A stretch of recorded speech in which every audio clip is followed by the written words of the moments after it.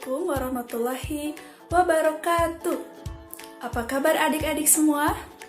Semoga selalu sehat dan tetap semangat walau belajar di rumah aja. Dan tentunya jangan lupa untuk selalu menaati protokol kesehatan. Nah, sebelumnya perkenalkan dulu ya, nama kakak Vina Puspa Effendi. Kakak mahasiswa dari PGSD UPI Kampus Cibiru. Nah, bagaimana adik-adik, sudah siap untuk belajar? Nah, kita akan belajar mengenai rantai makanan. Nanti kita akan mengetahui apa itu rantai makanan, terus komponen-komponen rantai makanan, lalu ada rantai makanan di sawah dan rantai makanan di laut. Nah, sebelum kita ke materi, adik-adik coba simak baik-baik penjelasan dari kakak terlebih dahulu ya. Adik-adik, apa saja sih yang termasuk ke dalam makhluk hidup? Ya, betul. Yang pertama itu manusia. Contohnya ya kita sendiri sebagai manusia. Contoh lainnya, tring-tring. Nah, ini disebut sebagai makhluk hidup, yaitu manusia. Tetapi adik-adik, manusia bukanlah satu-satunya makhluk yang hidup di muka bumi ini. Ada banyak makhluk hidup yang tumbuh dan berkembang berdampingan dengan manusia, yaitu ada hewan dan tumbuhan. Sebagai sesama makhluk hidup yang menetap di bumi, antara makhluk hidup pasti terjadi interaksi. Hubungan antar makhluk hidup yang saling mempengaruhi ini akan menghasilkan sebuah ekosistem.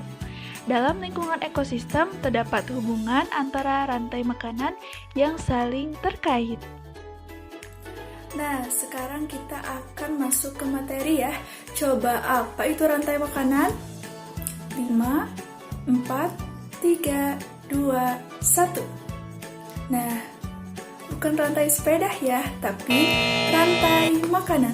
Jadi rantai makanan itu serangkaian proses makan dan dimakan antara makhluk hidup berdasar urutan tertentu yang terdapat peran produsen, konsumen, dan dekomposer atau pengurai untuk kelangsungan hidup. Nah, sudah ada gambar kan? Kita lihat di gambar ada tumbuhan dimakan tikus. Lalu tikus dimakan lagi sama ular, lalu ular dimakan lagi sama burung elang. Ketika burung elangnya mati, bangkainya akan diproses oleh pengurai, lalu akan menjadi humus. Humus tersebut akan bermanfaat untuk pertumbuhan tumbuhan, dan begitu pun seterusnya. Sekarang kita akan lanjut ke komponen-komponen dari rantai makanan. Nah, di gambar tersebut ada tumbuhan. Tumbuhan itu sebagai produsen. Nah, produsen adalah penghasil makanan. Semua tumbuhan hijau, contohnya padi, merupakan produsen. Hal ini disebabkan karena tumbuhan hijau mempunyai klorofil yang mampu menghasilkan makanan melalui proses fotosintesis. Lalu yang kedua ada konsumen, yaitu makhluk hidup yang bergantung pada makhluk lain karena tidak bisa memproduksi makanannya sendiri, seperti produsen. Maka dari itu, untuk menjaga kelangsungan hidupnya, konsumen bergantung pada organisme lainnya. Peran konsumen di dalam sebuah ekosistem biasanya adalah hewan. Konsumen memiliki beberapa tingkatan, di antaranya yang pertama ada konsumen pertama atau primer, merupakan pemakan produsen atau tumbuhan dan biasanya disebut dengan konsumen herbivora. Contohnya seperti sapi, kelinci, kerbau, dan lain sebagainya.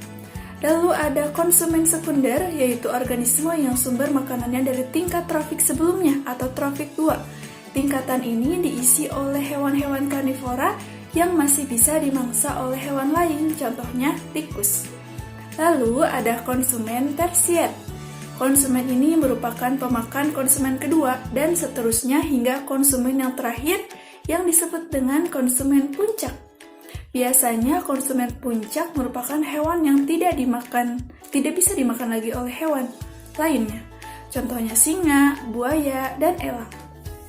Lalu ada dekomposer atau pengurai. Pengurai adalah organisme terakhir yang dalam rantai makanan, karena pengurai merupakan organisme yang mampu mengubah zat organik menjadi zat anorganik.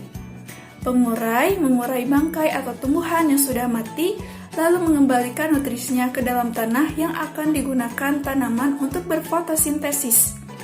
Nah, disinilah siklus dari rantai makanan dimulai lagi. Contoh pengurai yaitu ada jamur dan bakteri pengurai. Nah, adik-adik, sekarang kita sudah tahu peran pada rantai makanan di sawah.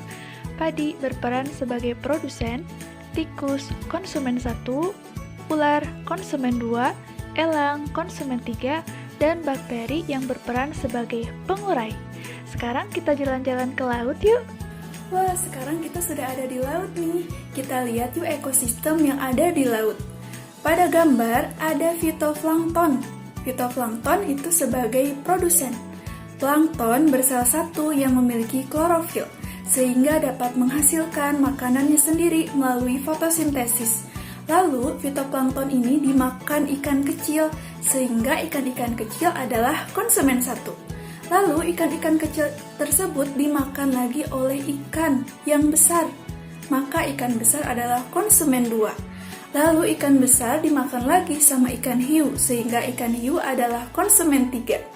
Setelah ikan hiu mati, akan diuraikan oleh bakteri yang berperan sebagai pengurai.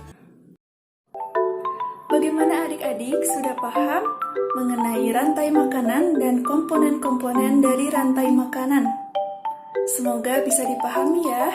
Kita akhiri pembelajaran hari ini dengan mengucapkan hamdalah bersama-sama.